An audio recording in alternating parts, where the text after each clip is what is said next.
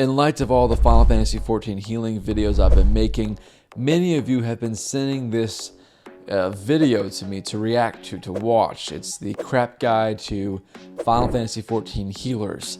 Granted, I am a self-admitted terrible healer with full of healing anxieties.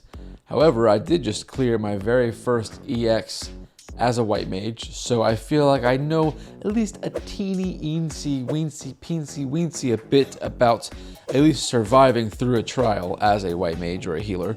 So because so many of you have been sending this video to me, I figured why not watch it, react to it. I've heard of JoCat, I've never watched their videos before, and I've certainly never seen this video before, so let's get into this blind reaction of this video. Hope you're having a great day. Let's get into it, nerds. All right, JoCat, I'm putting a lot of faith in you. I could actually benefit from an actual and serious, super serious, in-depth guide. Let's get into it. I love power, and I love feeling powerful. It strokes my biggly wiggly and forces lesser beings to bow down to my awesome might lest they taste my boot between their gums. Nothing has ever given me the same rush of adrenaline than knowing that everybody has to submit to my whims for their own safety. It makes my brain do the goody-good chemicals and allows me to feel as though I have control over this truly unfortunate reality that the universe is slowly careening into an eventual heat death, and there's nothing anybody can do about it as we are inconsequential specks in this cruel and uncaring universe. But none of that matters, because look at this, I can pull my party members into a pit that kills them. I find that hilarious. Welcome to a crap guide to Actually, funny enough, I just ran an FFXIV trial, and that actually happened to me. One of my healers dragged me into the AoE of Ifrit. It was horrible. I was getting Final pwned. Fantasy. God, that music is horrendous. The greatest power of all is the power to have control over people's lives, which is why the healer is the most likely party member to have a god complex. Right behind main tanks, mentors, and anybody who's an omnicrafter. You are the most important person in the party, as you, along with the tank, are responsible for keeping the party alive by kissing their boo-boos and slapping the bitch who made the boo-boo. That's right, as a healer, you do have to deal damage as well. Man, but it's called a healer, and healers are supposed to heal, right? Wrong! A healer's job is not necessarily to heal the party, but rather to keep them alive. And yes, there's a difference. There's gonna be a lot of downtime between heals, and you bet your afflatus rumpus that you're making the fight take longer than it has to if you're just sitting there twiddling your thumbs waiting for your next chance to cast Q. Hold on. Listen. There's a lot to process. There's a lot of information coming across the screen. First of all, when I'm running healer, okay, for those of you who sent me this video, when I'm running healer, the reason why I'm not always doing DPS is because I am so worried about you falling in battle, okay?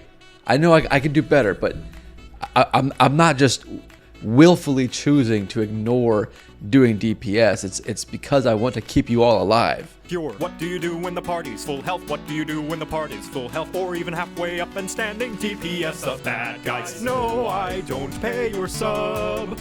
But when the fight takes too long, it starts to rub all up on everybody's nerves. And when you hit endgame, it serves you right when the boss will wipe the party cause you couldn't beat Enrage. Sure, you're for the most part keeping the party alive with a variety of healing, utility spells, some regen, some shields, but an equal amount of time you're casting those, you're also throwing in some extra DPS when time allows. Remember, DPSing is just mitigating future damage. And if you're able to kill the current wave of dungeon mobs before they deplete the tank's HP, which by the way is going to regen to full by the time you reach the next mob pull anyway, what does it matter how low their HP gets? So yes, DPS when time allows. When does time allow? Well, I know you're scared of independence and thinking by yourself, but that's going to be a balancing act you'll have to figure out. However, my rule of thumb is the minimum amount of... Jeez. Okay, I get it. I'm in the wrong. Okay, I got it. HP a party member has to be at is 1. But if that's too scary-wary for your little fingies, ask yourself, will the enemy's next attack make your party member fall on their ass? If yes, heal so that it doesn't. If no, time to become a glare mage, motherfucker. Nope. As long as they're alive and you're clearing the content, you're doing your job right. There is one caveat to doing your job right, and that's that everybody will hate you for it. Literally, by healing you start to generate a lot of aggro from the bad guys, so if you ever decide to heal before mob pulls in dungeons, it's important to stick close to the tank like an ERPer sticks to Vieira's wearing 2B thigh highs, especially if...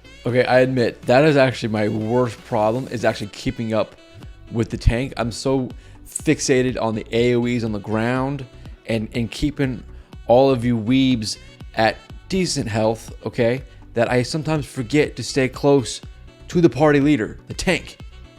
That's my own fault. If you throw on a regen and suddenly 800 mobs crash through the wall with a How to Fry Fairies cookbook, you can still do it, but you should know what you're getting into. Like live streaming and hoping that anybody will watch. As for your limit break, we heard you like healing, so we put more healing in your healing so you can heal while you heal. Unfortunately, you won't be using any limit break aside from LB3 because LB1 and 2 just heal the party, and you already have plenty of band-aids and popsicles to do that on your own. LB3, however, is so potent in healing it resurrects everybody in the party back from the dead instantaneously. But they will have to do the thriller afterwards, so it's best to be safe for when you at least have enough people to make a backup dancing crew. For the flavors of healer, we have 3 boomers and the new kid on the block who bought a Glock and has a TikTok. The white mage is the most straightforward. You heal when a buddy is hurt and you attack when they're not. Just about everything in your arsenal is all about feeding them so much it'll make an inflation artist blush in embarrassment. You're also equipped with the best AoE skill in the entire game and the ability to never run out of mana unless you're really, really bad. Best of all, when your buddies get hurt, hold on. That's another issue I'm clearly having. Is in my EX fight, in my EX trial I ran as a white mage, I was running out of mana all the time. I must be the pinnacle of garbage when it comes to white mage. I admit it, okay? I get it. Them to harness their blood for the blood lily. But let's say you want to play white mage, but you like tarot readings and star signs like a suburban woman in her mid to late 20s. Astrologian is probably for you. You draw cards that will enhance the abilities of your party members, and you fill the arena with enough space dust and constellations that you'll need 5 layers of sunglasses to see. Taking this job will also teach you how to build a bomb. Don't worry, it's friendly. Scholar is a weirdo who used to hang out with all the bad DPS kids, but decided to turn their life around when they met a nice girl who supports them in their new hobby. Only problem is she knows nothing about your hobby, and you have to keep correcting her on fandom trivia. They're all about putting shields and defensive buffs that protect the party from taking damage in the first place. That way they can guess what? DPS even more. Also, your girlfriend can get thick. And finally, the new kid on the block, the Sage. I'm gonna have to try that class out. Being nice and pick up a gun that shoots lasers. Like Scholar, they also put shields and protective buffs on their party members so they can spend more time shooting lasers. How do they do this? After seeing Alphino change to the job, my guess is the Nullists are liquefied carbuncles. Rest in peace, Carby. And now you know how to play healer. You're welcome. Wait, what? Oh, that last scene. Hold on, let's just go back for a second. Hold on. Rest in peace, Carby. And now you know how to play healer. You're welcome. Also, is that his bit? Is that his character? Just the chocobo head, naked guy? Oh, sheesh. Okay, yeah, listen, I admit, okay, clearing EX trial as a healer clearly means nothing because there's like 5 things he said in this video that actually I'm still doing.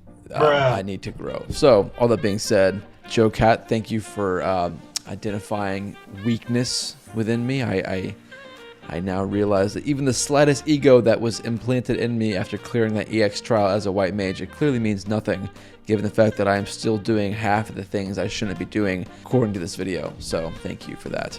What are people saying in the comments? I love reading people's comments. As a tank main, I can confirm healers aren't sweet, innocent individuals who use their powers to help others. They're cruel, sadistic bastards who are fully aware that you're entirely dependent on them to survive. Okay, I do not feel this way at all. I feel the god complex is not kicked in. Maybe that comes later. That has not been my experience when I play white mage. When I play white mage, I feel like the scum of the earth, and that I am just trying to make sure that my party doesn't rage against me. But do other healers feel like they have a god complex? Is that actually a thing? Healers, for when your idea of relaxing is trying to keep several suicidal toddlers from sticking forks in the wall sockets, while also accomplishing chores. Yes, my job is to keep you alive, not heal you. This is my entire way, the cleric motto in D&D.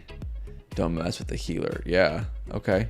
My god complex as a healer is mostly just my soul growing ever more bitter every time I roulette with a tank that doesn't use mitigation and gets mad when they die because I ran out of MP. Again, as healer, I don't feel superior to the rest of my party. And in fact, I feel inferior every time I'm running this class. Oh, this one's good. A wise healer once said, "The only HP that matters is the last one." I can't tell you how many times my party members have gotten really low HP. Somebody said, "This actually works as a guide to healing," and I love every second of it. Yeah, I mean, there's definitely things in this video that I am still doing unintentionally. I learned mainly through the fact that I'm being made fun of, so that's a good way to grow sometimes. It's just getting bent over and made fun of. I'm actually glad you talked about doing damage as a healer, because this game has a lot of free time between heals. Yeah, you know, playing white mage is the only class where I feel like my fingers trip over themselves. I'm like, I don't know why. I don't think I'm cut out to be a healer, even though I want to be. All healers need to remember, if ever faced with criticism over DPSing or not keeping people at full health 100% of the time, here are 5 simple words. But did you die though? Should I just start putting that in the chat when people start getting upset in my dungeon runs or my roulettes or even trials? But did you die though? That's actually, you know what? We might have to adopt this mentality. I don't know. In order to grow, we have to just try things differently. I will try to adopt that alpha mentality. I mean, overall, a very interesting video. I mean, the content creator, I love the silly animation style. It's very, very interesting. But I feel very called out in a lot of ways. It's not a bad way. It's not a bad thing to be called out, but I definitely feel called out. So thank you, JoCat. Go check out JoCat's channel. I'm a very small channel, so giving JoCat a plug feels silly, but they still deserve credit for making this video, so go check them out. Anyway, guys, hope you're having a great day. Thanks for tuning into this video. If you like Final Fantasy XIV videos, maybe stick around, maybe hang out for a little bit, maybe subscribe. You know, maybe you could be part of my community. And if you're interested, there's a private Discord that you can join and hang out with me and a bunch of other nerds. We do a bunch of nerdy things. So check it out. Okay, bye.